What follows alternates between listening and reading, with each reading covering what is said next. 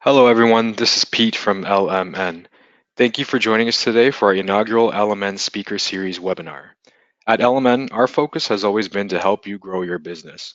That's why we've created the LMN Speaker Series to share some best practices from leading experts across North America. Our speaker series will serve as a platform for our dynamic speakers to share their insights and thought leadership on a wide range of topics on a recurring basis through virtual events like this. For general housekeeping, there will be times in the presentation where we will stop for questions. When we get there, you can ask through the questions module in your toolbar. Time permitting, we may not get to all of them, but be rest assured that the presenter will be provided the full list of questions to be answered offline. Now, without further ado, let's jump into today's event. Joining us today is Chad Diller, Director of Client Success at Landscape Leadership.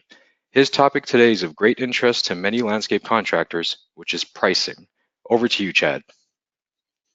Hey, well, thank you, Pete, and thank you, team at LMN. I just want to first off just say that I love events like this. I think our industry, the green industry, has had a lot of great opportunities for over the years, just like this, that I've actually participated in as I worked at lawn and landscape companies and got a lot of really great information from it. So I appreciate the opportunity to be able to give back some of the things that I so richly received.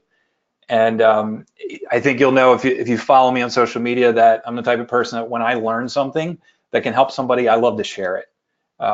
This topic that we're going to cover today is kind of a tough topic and sometimes controversial, which is probably the reason why I chose it, because I think that it makes for interesting conversation. Before we dig in, I just want to take a few minutes and tell you a little bit about who I am. So you might be asking yourself the question, who on earth is this Chad Diller? And I think it's a really important question because I know a lot of you hear these types of presentations on webinars or at industry events from various, quote, marketing experts. And I want to be very clear right from the beginning that I'm one of you. So for the last 20 years, I've been in the lawn and landscape industry. If you look at the picture on the left, you might argue a little bit longer than that as well.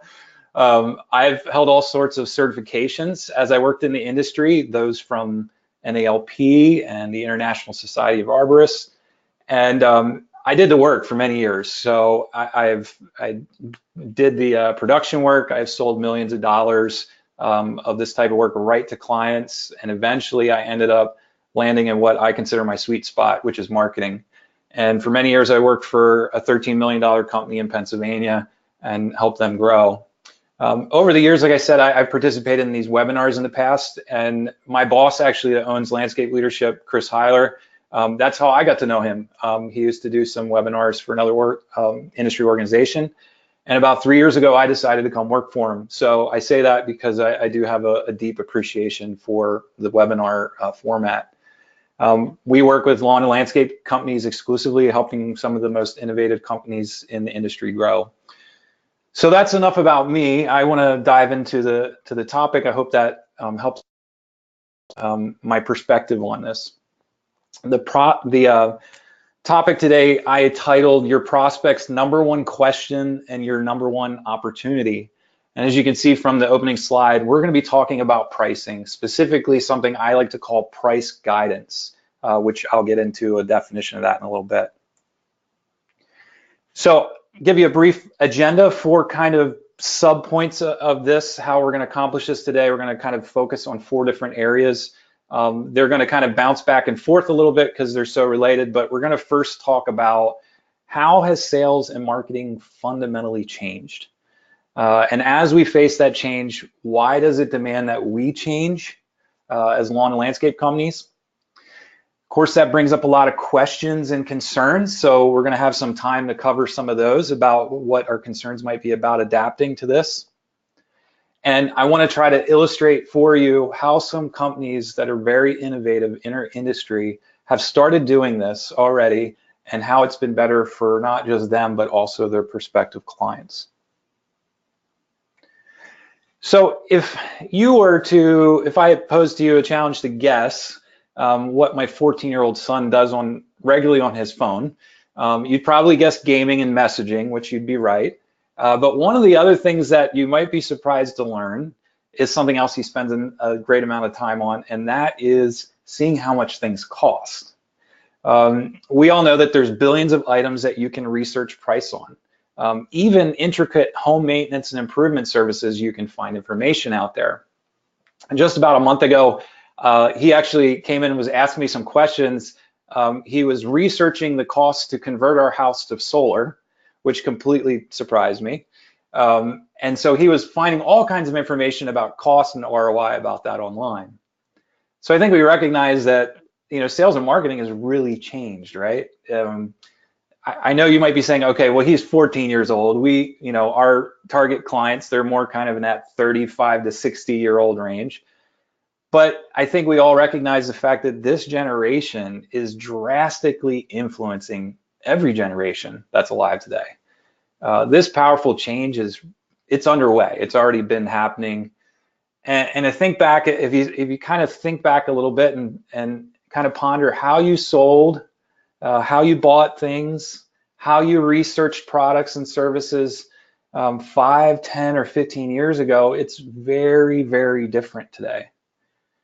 So I want to take a look at kind of old school sales and marketing and kind of contrast that to what we're kind of already seeing going on right now.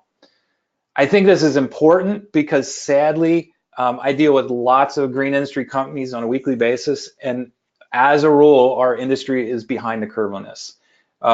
They're still engaging in things that were practical and useful 10, 15 years ago, and it's costing us. Old school sales, kind of like this, I have this funny picture up here. Maybe that's why all these furniture stores are always going out of business. But, the way that things used to exist is that if you wanted to buy something as a buyer, the brand and the salesperson had most of the keys to the kingdom. There was limited options out there, and engaging in this process was really time consuming. You were giving up part of an evening or a good part of a Saturday going around for a couple different places, and it was just very taxing. But as my 14-year-old buddy so perfectly illustrates, that this is not how buyers behave anymore. So I want to talk a little bit about what buyers do now before we kind of look at exactly the definition of how they're shopping. And to do this, I think this graphic here is really helpful because marketing experts have kind of identified what they call as a buyer's journey. People will go through this journey kind of in one direction, but they kind of go back and forth a little bit through these stages. It's divided into 3 parts. What those parts divide as is the first is what they would call an awareness stage, meaning your prospective client is kind of identifying the starting symptoms of a problem, or they have identified the symptoms of an opportunity that they'd like to see fulfilled. And so they start kind of learning a little bit about those. And as they start learning about that problem or solution, they start to really look at the differences. They consider the approaches of the advice that they're finding out there. So their problems named, they're looking at those different approaches side by side and considering them. And at some point in time, after they've defined the problem, they've researched the approaches and narrowed it down to a really short list of potential companies, then they're in what's called a decision stage, meaning they're a lot more motivated to buy. So keep this journey in mind, how we're going to talk about how the buyer today has changed and how our companies should change. Think again about prospects that you're dealing with now versus ones that you might have dealt with 10 or 15 years ago. People are very, very busy, and they're very protective of their time now. So sales today is very different because now instead of the companies and salespeople having all the power in this process, the buyer is really taking control. Sometimes the buyers have hundreds of options, and you guys have probably seen this even in your own market of how many options there are out there for lawn care and landscape companies. Also, they're very hesitant to engage with salespeople. They want to do things on their terms. They want to start it and stop it and resume it, and they want to journey as they see fit. They want to buy on their timeline and with their terms. And when they get to the point where they've narrowed it down to just a couple options, That's when they engage with salespeople. So I think back, in my years of selling lawn and landscape services, when I started selling, it was about 2005 and finished about 2016 until I moved into this role. And I think back and I think about, man, there was a huge shift. I think about when I first started selling those services, it was really common to get that "we're getting 3 quotes" line, and people took a long time to make decisions. Go forward 10 years later, and now even 3 or 4 years past that, people are rapidly making decisions, and they're really not wasting a lot of time with doing things the old school way. So this shift is not mysterious why it's happened. It's because of the internet. It's how people decide to research what they want to buy this day and age. And they're using search engines to research this. I don't want to dive too deep today into how I'll point out an analogy that I think is going to be helpful as we talk about providing price guidance on our websites for prospective clients. I'm sure many of you remember that person down there in the bottom left. There's probably still some of them around. That's a librarian. And when I was in school, we would go to the library, and the shortcut, instead of trying to find the answer, we'd go and ask the librarian, and the librarian would direct us to a good resource, and she helped us. And Google is kind of like a great librarian. If you think about, people are asking all sorts of questions. I mean, they're even talking into their phone and asking them questions now. And they're asking Google questions, and Google's job is to try to get the best possible answer they can for the searcher. So Google's looking at what's out there, what are the books in the library, and then they're also looking what are books that people have checked out, what are resources online that other people found were useful, and if they can pull it off on top of that, we've all seen this if you're giving permission, location permission.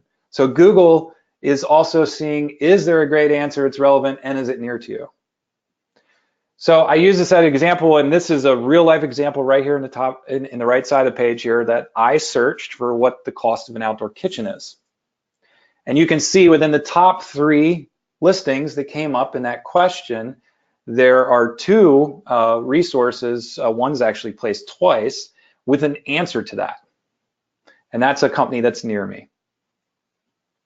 So what does this mean for the lawn and landscape industry? Well, our prospects are on this journey. They're starting off like the guy on the left here. They're very frustrated. They've got hard questions they want answers to, and they want to get to that spot on the right. They just want to play with their dog. They want to love life. They have limited time, and they want to know what stuff's going to cost them. They're looking for guidance. So this is why I made the title of today's discussion, Your Prospect's #1 Question and Your #1 Opportunity. In the buyer's journey, at some point, your prospect is going to ask several questions, not just one, but several that point directly to price and cost. And when they ask these questions, they're moving closer to making a decision. We, as lawn and landscape companies, need to be there when they ask those questions. If we are, we have a great opportunity to qualify those searchers as a good or bad fit for our sales team and to start the discussion from there. So it's imperative that we don't shy away from providing help in this area. We need to guide our prospects and answer their questions as best as we can relating to how much our services cost. HubSpot did a survey, it's a marketing platform, and they did a survey on hundreds of thousands of website search queries. And they came up with this statement that said, if a company doesn't have pricing information on their website, 75% of visitors will look elsewhere. If you don't believe me, look at the analytics on your website comparing how many people come there and how many people turn into leads. It illustrates the point. So I'm saying don't miss this opportunity for a number of reasons. #1, search engines love these types of queries. So I encourage you after today's webinar to just pretend you're a prospect and start entering questions and see what comes up. Also, I think we all recognize that we're all guilty from this from time to time of wasting time on prospects that have no clue how much our services cost. Also, an opportunity is that your competitors, for the most part, aren't answering these questions. And then also prospects are really going to value this honesty and assistance. And if that's not enough, the one selfish thing that you should do this for is because I've seen undeniably that cost and pricing content generates the most amount of sales for companies on their websites. So I'm sure right now you're probably skeptical. You probably have a bunch of questions, and there's a lot of objections that you might be having. And so I don't know if Pete, if we have some questions that you had brought up that we might want to address. Yep, Chad, we seems like there's a pretty big trend of companies and people here asking a common question here amongst their competitors.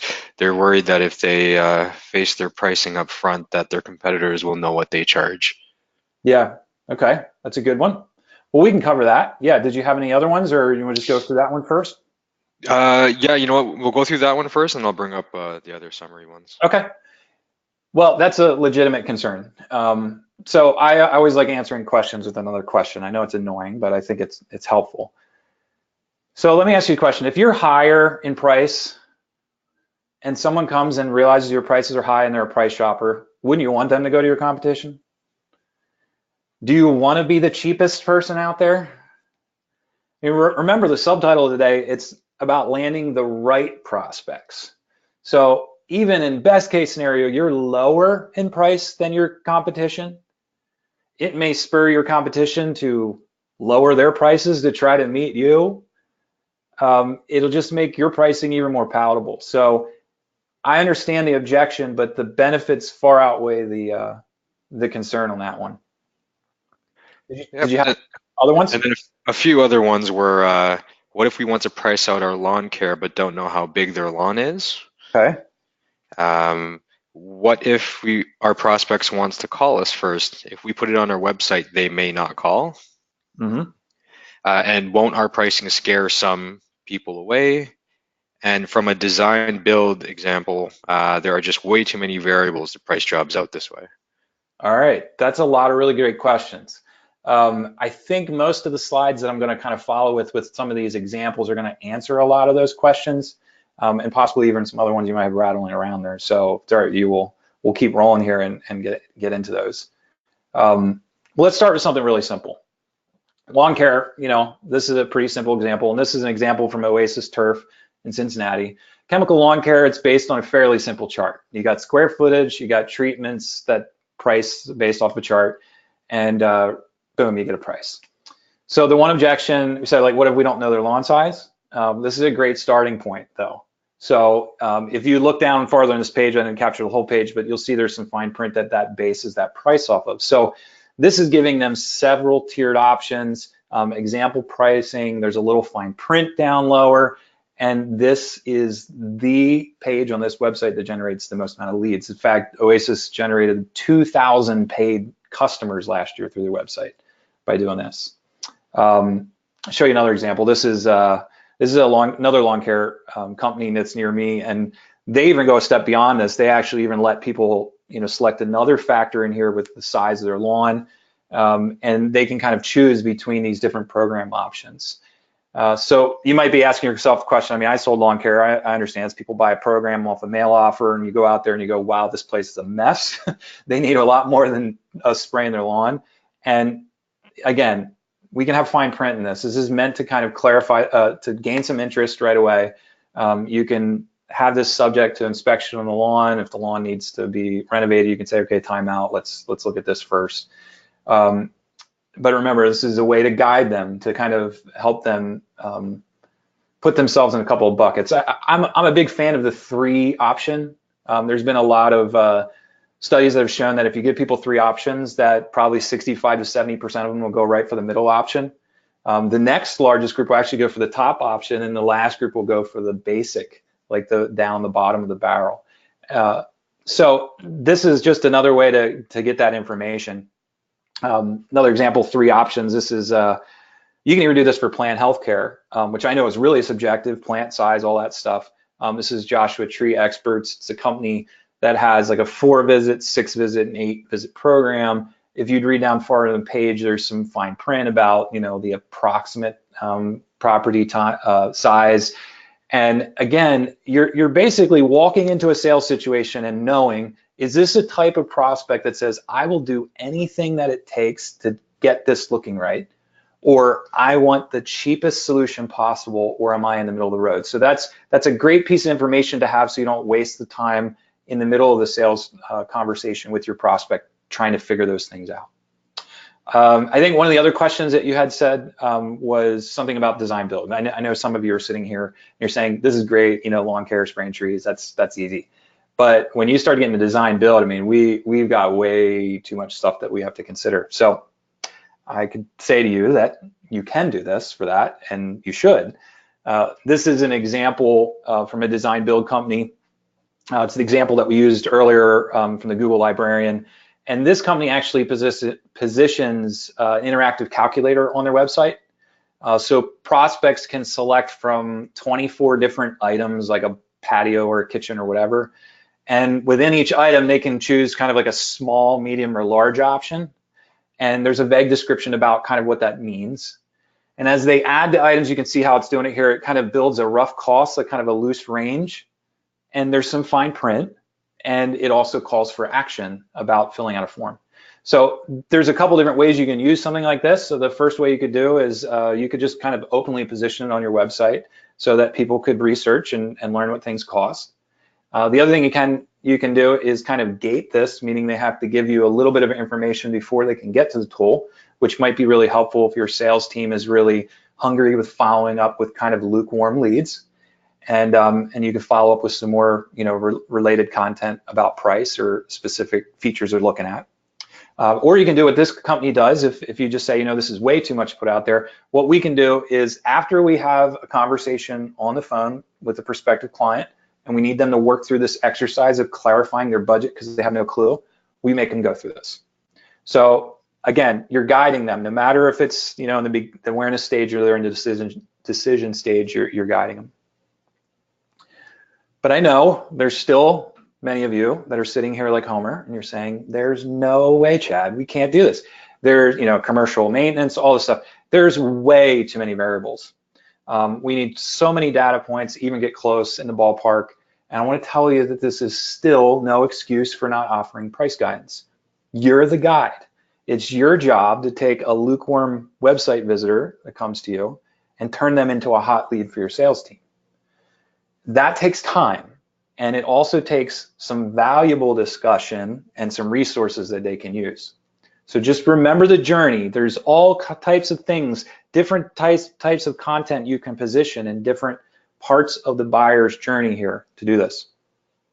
I want to look at some examples again, some meaningful discussions you can have, whether it's a simple service like lawn care to a complex like design build.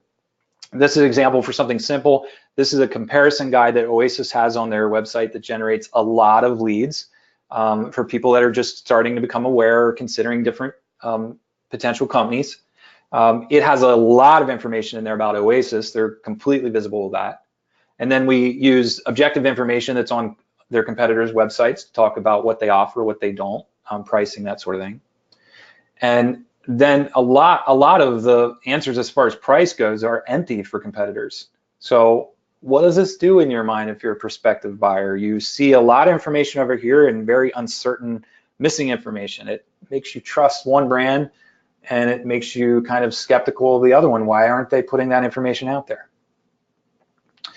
Blog articles are probably one of the best ways to provide price guidance on a website with really meaningful discussion. I'm not talking about a 400-word salesy pitching your services, bragging about how wonderful you are. I'm talking about valuable resources that get really into the deep details about what things cost. You can explore factors that influence that price. You can talk about considerations that'll raise your project or lower your project. You could talk about how to compare quotes. That snow one's a good example. Like, here's the bar to hold everybody to. These are the things that you should be including on that. You can talk about hidden costs, things that people might not be thinking of, like what else might be in your project. Again, Your goal is to guide them. You can talk about various methods and approaches that companies take and how this influences pricing. You can talk about how, within your budget, how you could adjust your overall budget by phasing out some parts of your project. You could talk about that one down the bottom left here, like if you didn't want to do a natural stone masonry laid, walkway, you could do stepping stones if it's a fitting place on the property to do that, save some money there. You can do all sorts of things like that. You can even, like in the bottom right, you talk about commercial maintenance or commercial installation. You can talk about not just the cost initially, but what's the cost and price on the long run of what this might save your company or what it might save a homeowner. And again, this is what a helpful guide does. It is not what most of your competitors are doing. And this is a really refreshing change to frustrated buyers that are looking for information and can't find it. This builds trust, and I've personally seen this deliver really measurable results for lawn and landscape companies that do this. So again, my challenge today is twofold for you as we start stirring your mind up on this topic of price guidance, is to embrace your prospect's number one question about pricing and cost. And as you do that, the second part of that challenge is seizing that opportunity. Meeting your prospects where they're at on their terms and really helping to guide them so that they can get exactly what they're looking for. Thanks so much for your attention. I don't know if you wanted to go to questions or what your time is, but I appreciate everybody's attention today. Thanks, Chad. On behalf of LMN and today's attendees, I want to thank you for your insightful presentation and providing our viewers with clear tactics and approaches to handling the sensitive topic of pricing. You've given the audience a lot to think about. We have some time here for Q&A. So if anyone wants to hit the questions button on their module, feel free to type them in. Just to kickstart, one that I saw that's been coming in is whether this presentation will be made available for viewers. And yes, it will be. It will be permissible through our archives. So for anyone who is interested in accessing this after the fact, it will be made available. And we'll keep the line open for a couple more questions.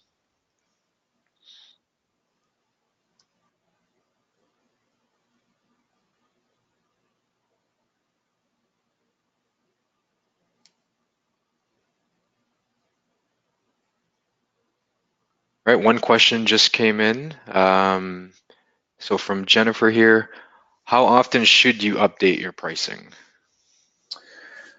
That's a good question. I mean, I think, some of these examples were getting pretty fine-tuned, like with exact pricing, like with lawn care and that sort of thing. So that's something you probably want to look at every year if your minimums are going up specifically, that you might want to adjust that so that any marketing pieces that are going out coincide with what's on your website. When it comes to, some of the bigger ticket items, I mean, it's so variable in pricing there that, you're going to really have ranges that you're working with to help people. So it might be something you look at every several years for those types of things. Awesome, thank you. Another question came in. What is the best way to get a hold of you or to access more information from you, Chad? Sure. I mean, I would say the social network that I am in on the most is LinkedIn. So look me up on LinkedIn, and certainly our website's there as well as my email address. So if you have specific questions, message me on LinkedIn or email me. Also have a YouTube channel that I've started producing some videos for this year. I'm going to be doing some regular stuff just like this.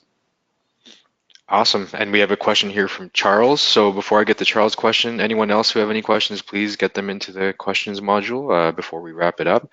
But for Charles, we have, should we really try to offer pricing on all of our services or just a few choice services? For example, we offer mulching, hardscaping, spraying, mowing, etc. All right, so that's a good question. So again, it really depends on what you can narrow down pricing for. I think some things are very easy to give good example pricing for, but a lot of times prospects, especially the larger ticket of the item or the more variables that they understand with that, they're just looking for a push in the right direction. So I would say that in some way, whether it's writing an article and giving ranges or talking about just factors that influence it. That should be happening continuously for all types of services. Again, the goal of this is to provide some guidance. It's not to price out, to give estimates on your website. It's not to have e-commerce on your website, even though there is a move for that happening in some, things like lawn care and mowing. But again, I think the goal would be is to provide guidance in many areas as you possibly can. You might start in one place. It might be a strategic objective for you as a company to grow something like your lawn care. And that might be where you want to start and do a really good job with that. And then the next year, move on to something else. Awesome. And it looks like we have a couple more questions here from Alan. Can you comment on TV radio marketing in 2019? And other than events and social media, what is the next best form of marketing in 2019? That's a loaded question for a whole other webinar. Well, I would say this. Be very careful spending money on something you don't own. And I say that because I'm very opinionated about this, and I believe that your website is something you own. Whatever you invest into it wisely, you will get results past when you stop spending. So I'm very critical of, don't get me wrong, there's advertising that works. But if you're spending money, you turn the faucet on and something's coming out of the other end, and then you turn the faucet off and it stops, your capacity to have like residual results from that is something I wouldn't be spending my money on. I'd be spending it on, what do I own, my website, and how can I have these resources on my website so people can use them this month and 3 years from now. So I would say anything you can do to enhance your search presence, to answer these questions online, to provide resources that are interactive on your website, are where you should be diverting a lot of your stuff. Television, radio are very expensive, and again, it's advertising. Doesn't mean it can't be part of your mix, but I see a lot of companies doing that because that's kind of the quick and easy way to try to get something out of the faucet. Hopefully that answers your question. Awesome. Another one came in here. Should we add disclaimers on the pricing pages to account for sudden cost increases in materials, natural disasters, gas hikes? Be careful if you start sounding like there's a bunch of legalese. Again, if you're doing something that has pretty much a fine-tuned starting point, like a lawn care program, again, it's starting at based on a certain square footage. You can adjust those figures. When you're talking about how much does it cost to put a patio in, every project's going to be different. So I don't think it's really necessary to do that at that point. I think again, you're providing some guidance and trying to get a lead. There's a part of the sales discussion where you talk about all that fine print after you've already gained some relational equity with a prospect. All right, and the final question here looks like we have, can you provide an example of a design build company that uses a system like this, like Oasis, but design build? Yes. So like I said, that example, Earth, Turf, and Wood, you can't access that because they decided to use it in their sales process only. So it's not freely accessible. But there's a company called Deckscapes of Virginia that we build out a calculator that's pretty similar to that. That's a tool that you can go and take a look at. Okay, awesome. That looks like we have one more. Sorry. Final question from Grant. Would you compare this website marketing to how IKEA prices their packages in their store? Well, carefully. I think most of what we do is not a commodity, like a desk or a product that you can buy. There is an additional value past just getting your lawn done. So there's a lot of expertise. And so I say this in that providing the guidance, but there's still this human part of this that you guys need to really sell yourself and your company in the sales process. But I wouldn't compare this to a commodity where somebody could buy everywhere. But I do think packaging and giving an idea of what things cost is kind of the way culture has moved, period. So we need to adapt to that. We can't just be doing things the way that we did them back in the 90s, early 2000s. Awesome. So it looks like we've got through all the questions that were here. So again, on behalf of LMN, I want to take the opportunity to thank everyone for joining us on today's webinar as we embark on this novel venture.